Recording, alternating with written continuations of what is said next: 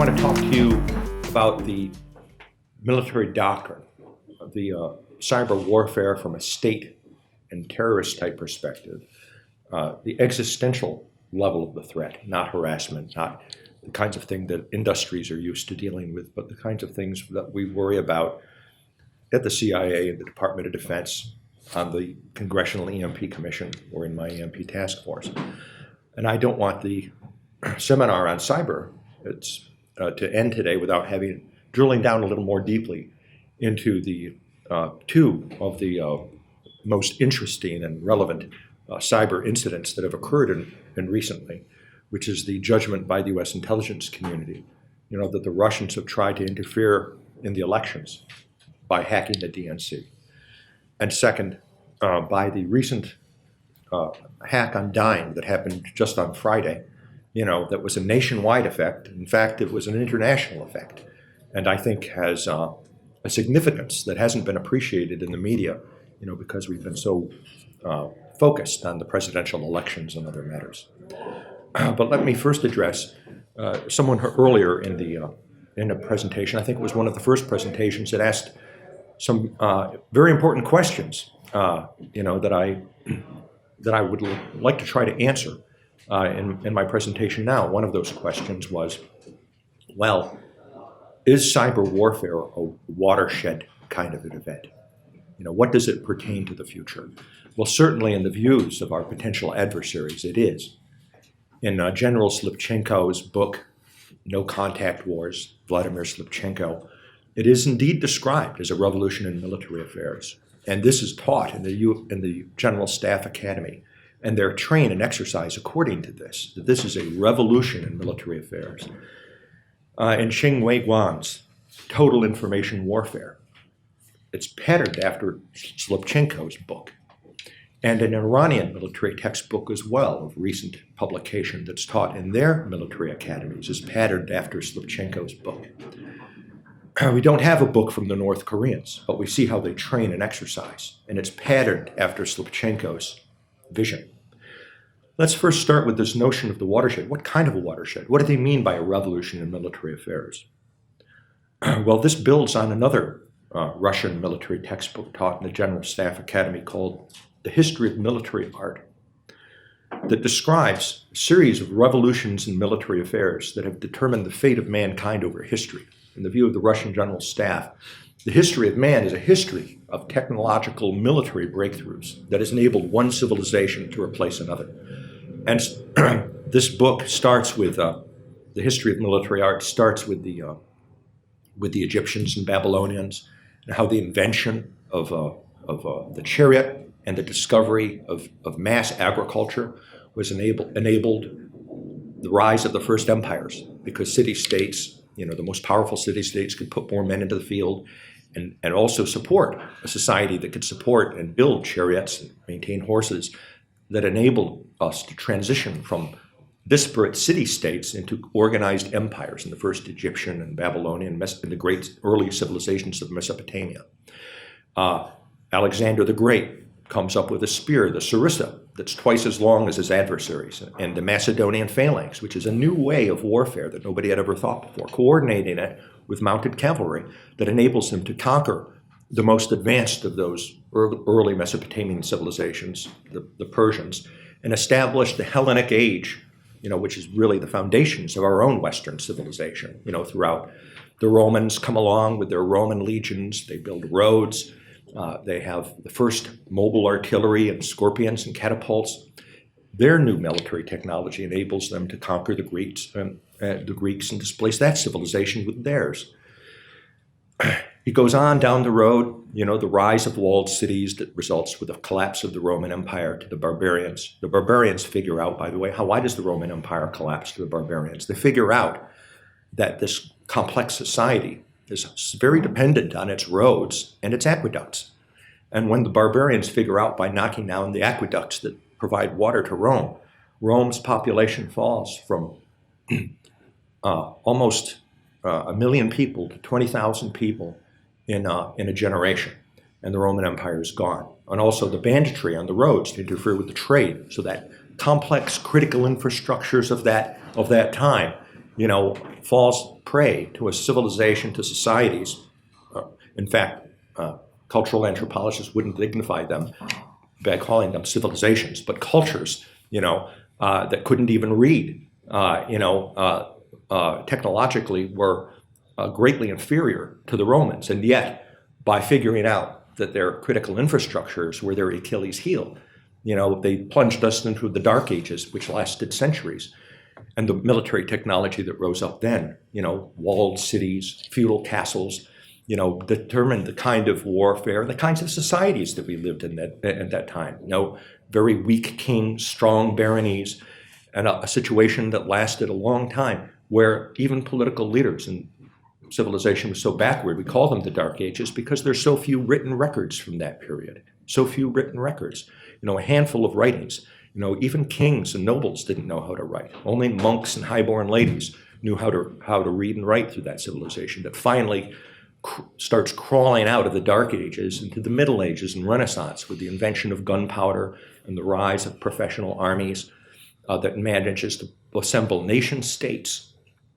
So finally, you come to the Napoleonic. Well, it's not the end of the evolutionary process, but these evolve into the Napoleonic War of citizen mass armies, which are bigger than the professional armies that could be organized. And now the intelligent use of artillery, as Napoleon figured out how to do it, mobile artillery to blow out holes in the adversary's line, and wars of maneuver to get around the enemy's flanks using the superior numbers, and basically an introduction of the primitive concept of total war, because now it wasn't just professional armies and kings against each other, but it was a whole society under the Napoleonic Wars fighting each other. This is a form of harnessing the technology of that society.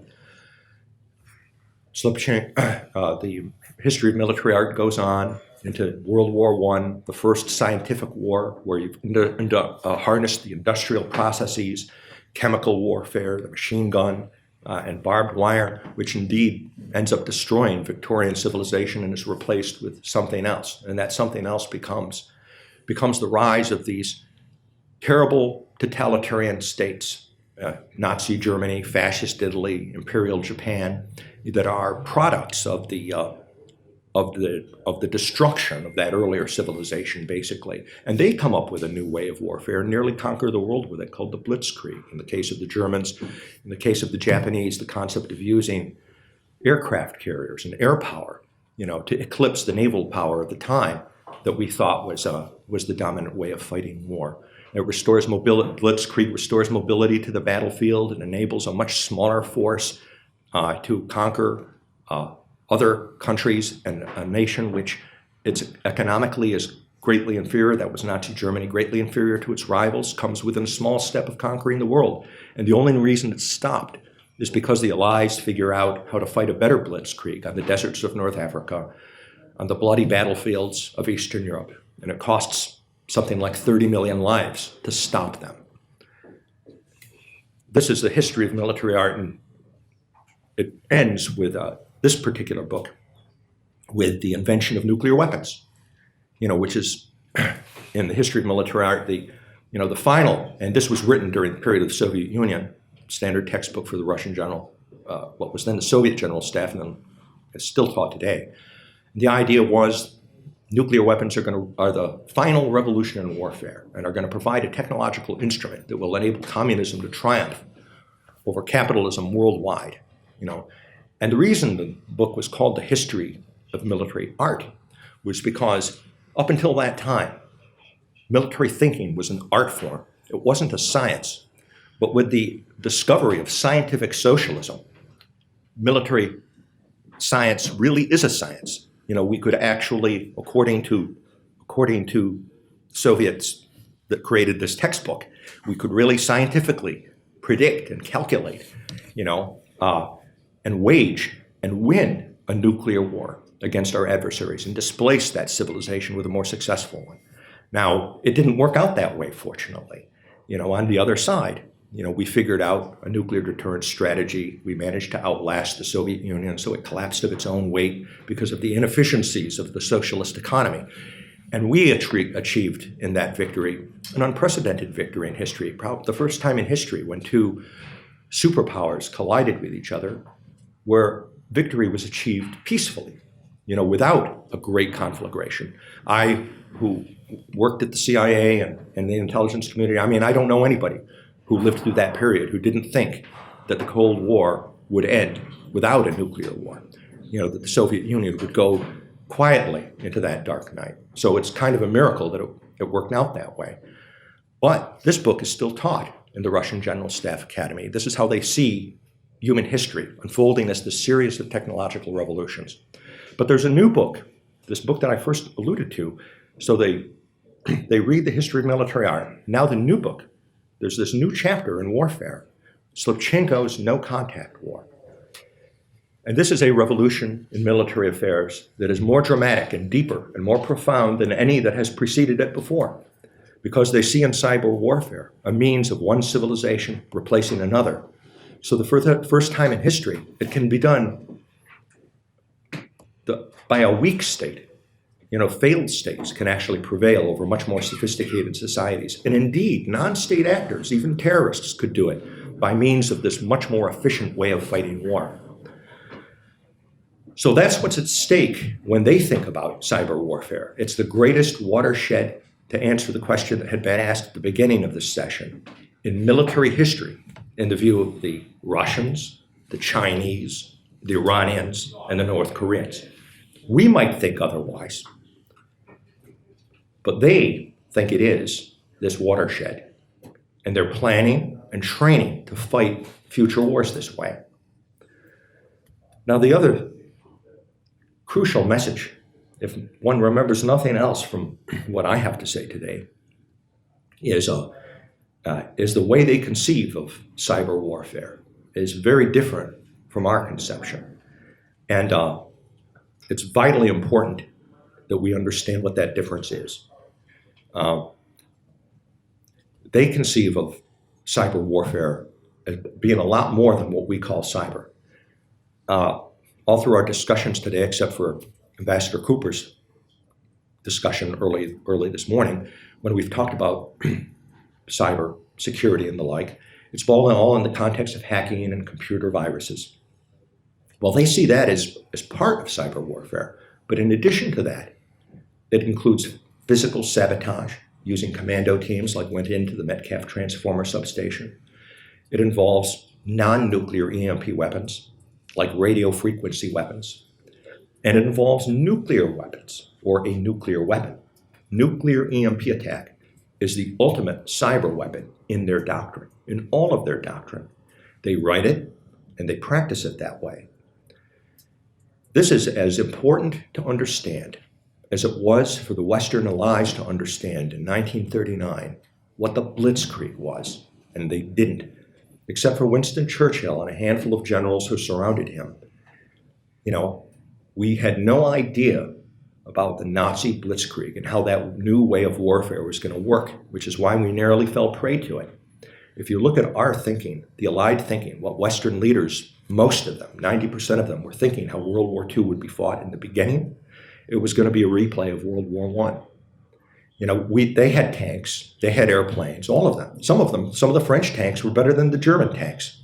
They had communication systems, they had trucks to move infantry around. But on our side, nobody had put it all together the way the Germans had, so that they would use tanks and air power and fast-moving infantry and mobile artillery and communications to tie it all together in a fast-moving, fluid way that made obsolete the trench warfare, the static warfare of World War I, which is the way the Allies planned to fight World War II. And that's why the Germans almost won. And I think where we are today, I agree with the Russians and the Chinese and the North Koreans and the Iranians. I think we are, that this revolution in military affairs is that crucial, that important, and that we are approximately in 1937, 38, 39, just on the threshold of this, where the bad guys have been exercising this, they've thought it through very carefully, their experts have all talked to each other, they've worked it out, they can do it, and we don't even understand the plan yet on our side. Our cyber guys are not talking to our Green Beret types who do physical sabotage and know how to take out a power plant physically. Neither of them are talking to our experts in radio frequency weapons. And as far as nuclear EMP is concerned, they're also in their own little stovepipe. Each discipline focusing only on its own discipline.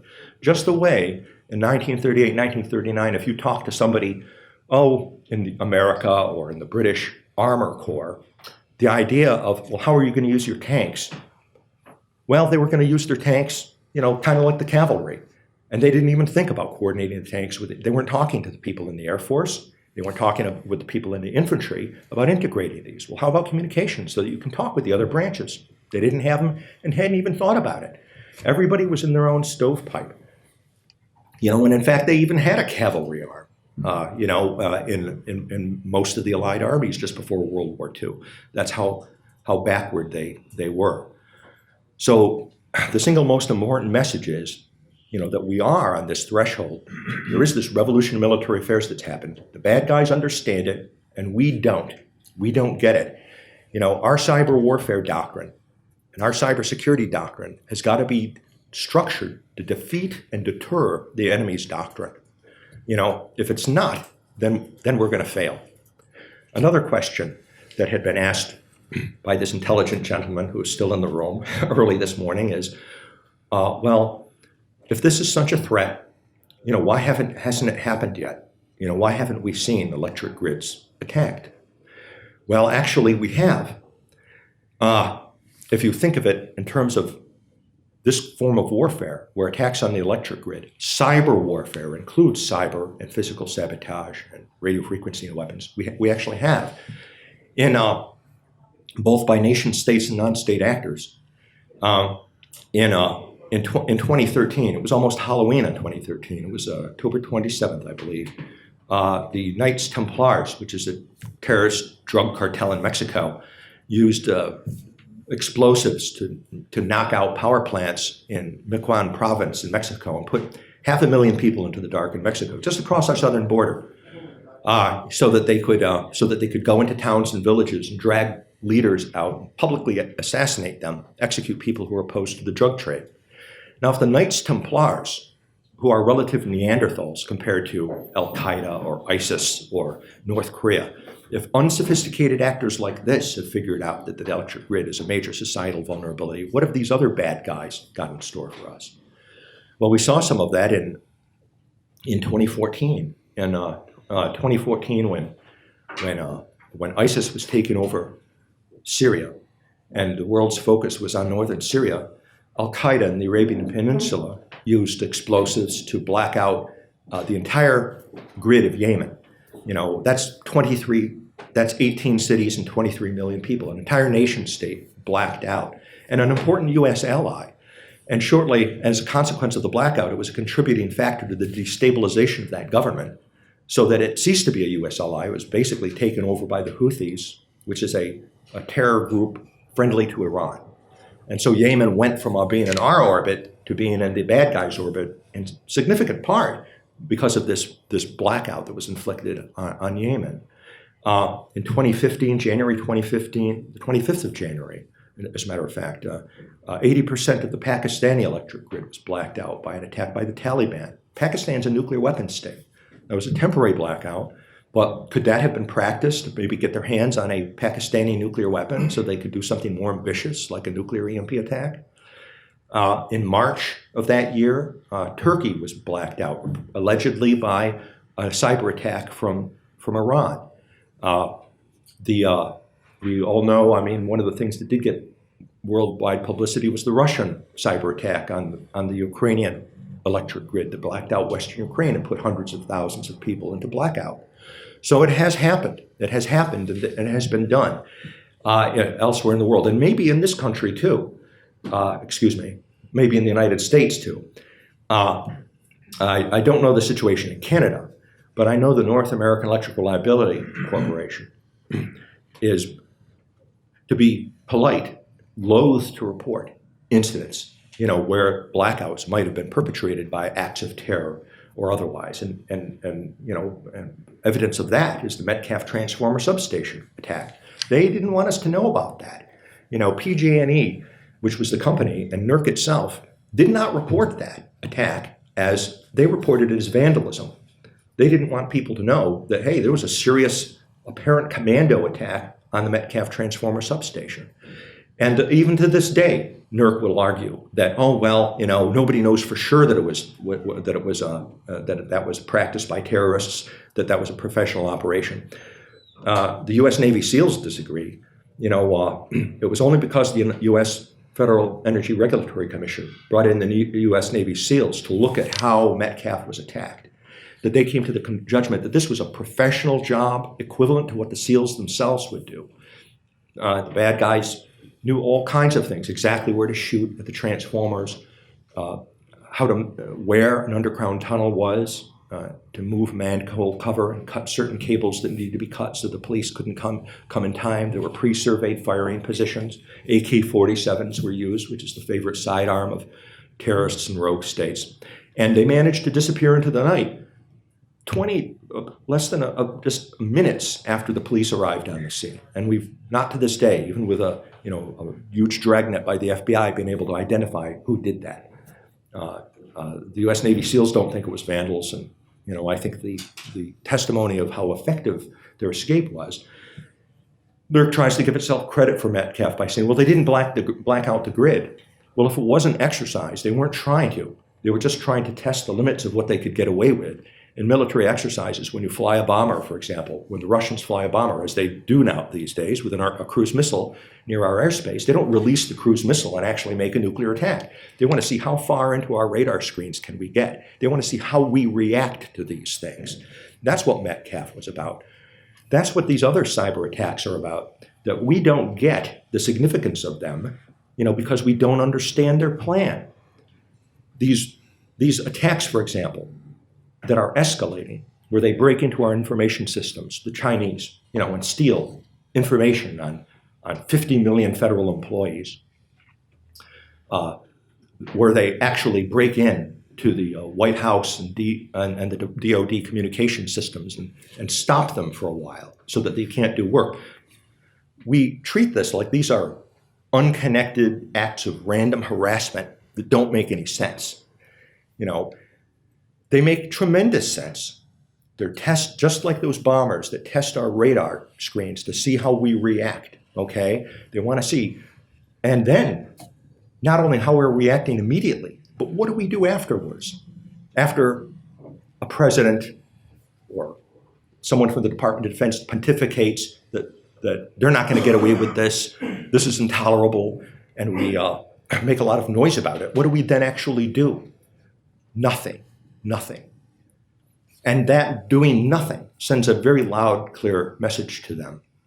And then we go back to sleep and we think, well, they're just stealing information, right? No.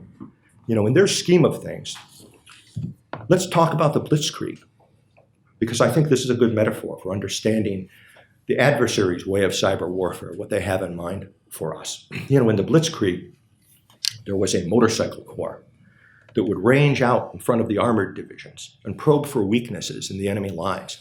And then they would find those weaknesses, and the armor would come in right behind them with the massed air power and artillery and smash through that weak part of the line and achieve the breakthrough that would result in the fall of France, for example. Well, these cyber attacks are connected to this larger plan. When they break in and steal information like this is the equivalent of a German motorcycle trooper appearing up on a hill over your part of the defenses and looking down over your lines. That's not the whole threat that what you're looking at. Behind him is this massive spearhead and this huge plan that's enormously threatening to our civilization. And that's how we should start thinking about these things. And it's why it's vital that we come up with some way to respond to them. Probably the most developed example of an exercise of this was during the worst ever nuclear crisis we had with North Korea in the spring of 2013. In response to North Korea's illegal detonation of its third nuclear weapon, we imposed sanctions on them. And all of the features of this new plan were practiced against us by North Korea. And there were constant cyber attacks against our critical infrastructures and power grids by unidentified actors, but some of them were coming from North Korea. The the North Koreans, there was the Metcalf transformer. It's usually, most people haven't made this connection, but during the height of that crisis is when the Metcalf transformer substation was attacked by saboteurs. And on that very day, North Korea orbited its first satellite, the KSM-2, passed right over Washington, D.C., at the optimum trajectory to evade our national missile defenses and to place an EMP field over the eastern grid of the United States, which generates 75% of our electricity. And by the way, that EMP field would have reached deep into Canada. We're on the same grid, by the way. I hope everybody in the room knows that. You know, whatever happens to us is going to happen to Canada too. If only for that reason, you should protect yourselves, by the way. You can protect yourselves even though you're hooked into the same grid. The EMP Commission recommended protecting against nuclear EMP attack, which is the worst of all these threats. And if you harden your grid against that, you can basically island your grid to stop the negative effects that will come from our unprotected part of the grid from coming into Canada. You know, you can do that with blocking devices and surge arresters. The technology has been well known. As Ambassador Cooper testified this morning, you know, we've known for 50 years how to protect against EMP, but we've only been doing it with our military systems. Cheyenne Mountain, military command and control. Our civilian critical infrastructures have been left completely undefended, and the bad guys know that. You know, we need to protect those systems, and it can be done at relatively low cost. It would also protect against the worst case cyber threats. You know, the way these, as we understand cyber, for example, and physical sabotage and severe weather. For example, how would one way a cyber attack would, using just computer viruses, take down the grid is, you know, you put a virus into a SCADA system, for example, and it would change the way, the SCADA would change the way electricity is regulated that goes into a big EHV transformer. The electricity always has to go into that transformer the same way, or it will burn the transformer out, you know? So without an EMP or anything, just by that act alone, you could burn out the transformer and take down the grid. Because when that transformer goes, if you did this to 9 key transformers, the US FERC calculated, whether by cyber or by physical sabotage, by taking it out with explosives, the energy from those transformers has to go somewhere, and it gets dumped on the neighboring transformers, and they get overloaded. So you have this rippling cascade with just taking out 9 key transformers. You know, you can take down the whole national grid of the United States for 18 months, which would end us as a civilization. You know, the EMP Commission calculated that if we had a nationwide blackout from whatever cause that lasted a year, we would lose up to 90% of our population through starvation, disease, and societal collapse. But it doesn't have to be that way, you know, because if you were to put surge arresters on these transformers, you know, to protect against the worst threat, which is a surge of energy from a nuclear EMP coming in, it would handle the worst overload that could be generated by cyber viruses manipulating a SCADA. It would handle the worst overvoltage that would be handled if you were to use rifles to shoot these transformers and then have overvoltage cascading out. Like it would also help with severe weather. You know, for example, Hurricane Sandy.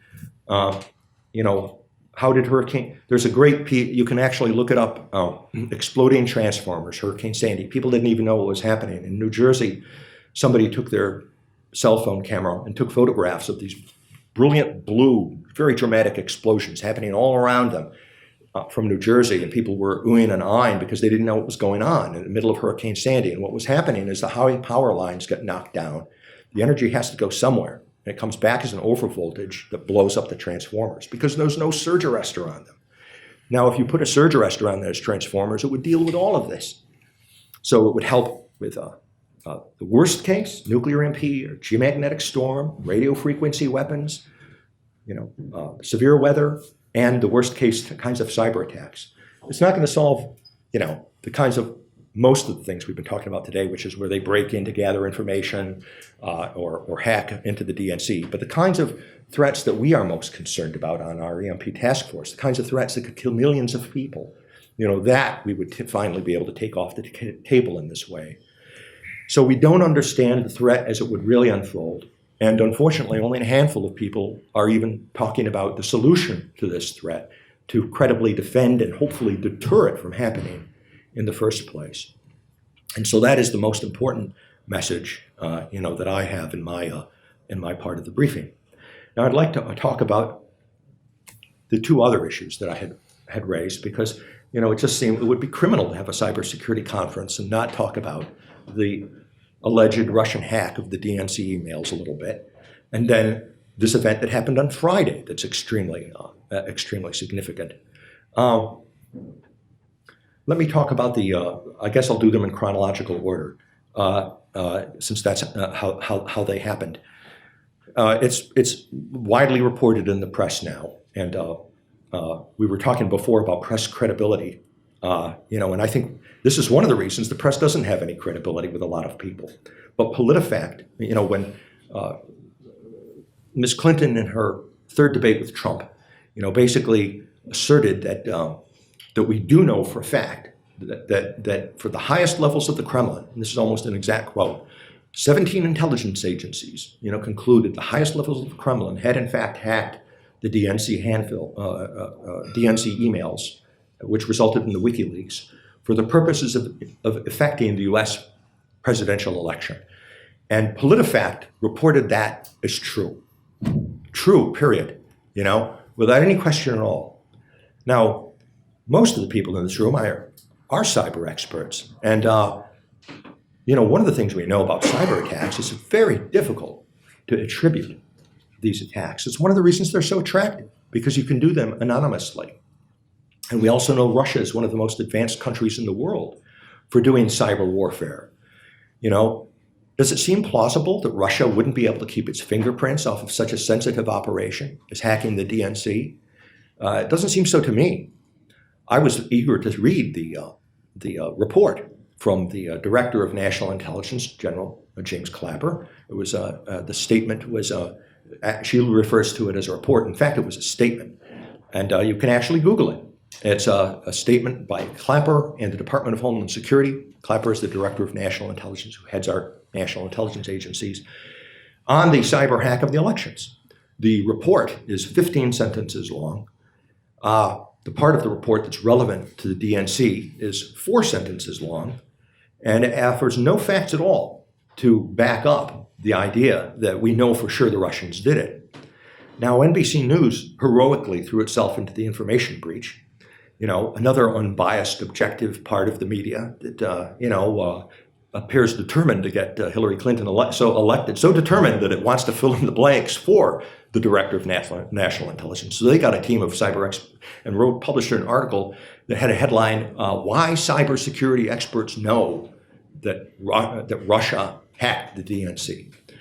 And exhibit number 1 in their evidence is that it appeared that one of the operators ceased operations during times that were Russian holidays. Well, that doesn't seem to me like a smoking gun, but it was offered up as one. And another smoking gun that they offered was, well, everybody knows that Putin and Moscow would much prefer to have Donald Trump as president than Hillary. And they unashamedly offered that up as evidence that we know for sure that the Russians did the DNC hack. Now, others who talked before me talked about how you really can't know that because, a lot of this stuff about how the Russians have done hacks before can be imitated by other actors if you wanted to blame other people, and put somebody else's fingerprints on it. Look at all the other hacks that have happened. Even today, the North Korean hack against Sony, for example, that happened quite some time ago, is still being argued about by some cybersecurity experts that we really know it was the North Koreans. Similarly, the Russian-Ukrainian hack is in dispute, as is the attack against whether Iran really did hack the Turkish electric grid. I do think those other cases are probable. It's probably the North Koreans did that. It's probably the Iranians hacked Turkey. But that has been the consequence of many months of analysis by our top experts and other circumstantial evidence. The alleged Russian hack against DNC is a relatively recent thing.